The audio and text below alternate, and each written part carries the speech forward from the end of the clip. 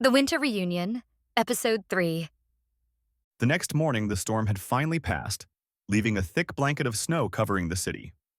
The streets were quieter, but Maya, Adam, and Sofia weren't ready to say goodbye just yet. Over breakfast at the cafe, they decided to keep their reunion going. So, what's the plan today? Another snow fort? Or are your toes still recovering, Sophia? Very funny. I'll have you know I'm fully back to normal, thank you.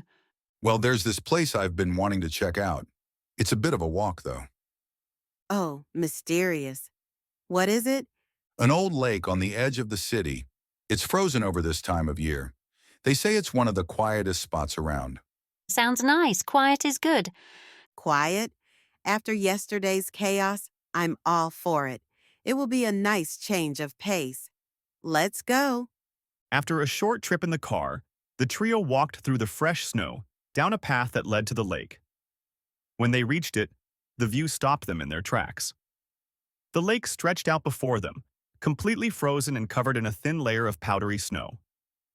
Trees surrounded it on all sides, their branches heavy with frost. Okay, you were right, Adam. This is beautiful. I can't believe I've lived here all these years and never been here. It's my first time, too. I saw pictures online and thought it might be worth a visit. Worth it? Definitely worth it. The three of them wandered around the edge of the lake, the sound of their boots crunching in the snow the only noise. I think this is the kind of place where you're supposed to, reflect on life or something. Go on, then. Reflect. Oh no, I was just making an observation. You can reflect. Oh, for goodness sake. Fine, I'll start. Let's see. This time yesterday, I was snowed under with emails and barely had time to breathe. Now I'm here, doing this. And? And it feels good. No emails, no stress. Just this. It's like turning the page on a book I didn't even know I was tired of reading. That's one way to put it. I know what you mean, though. There's something about this place. Makes you want to, I don't know, slow down. You two are so deep today, but yeah, I get it. They sat on a fallen tree near the edge of the lake, quietly watching the frozen expanse before them. So, what's next? For all of us, I mean. I don't know, but maybe we don't need to figure it all out just right now. Maybe. But it's nice to think about, isn't it? It is.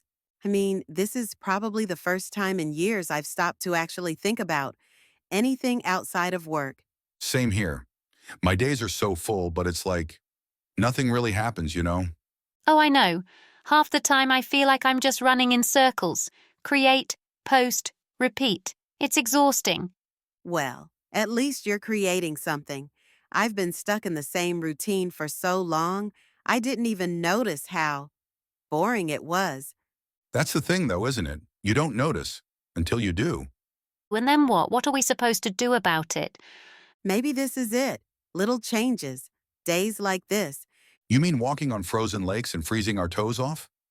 Yes, Adam. That is exactly the secret to happiness. Frozen toes. You heard it here first, guys. Life advice from Maya. Frozen toes, happy heart. They all laughed, the sound echoing softly across the frozen lake. Seriously, though, it doesn't have to be something big, right? Just finding time to slow down, even if it's just for a day. I can get behind that. Me too. I mean, if it involves less chaos and more views like this, count me in.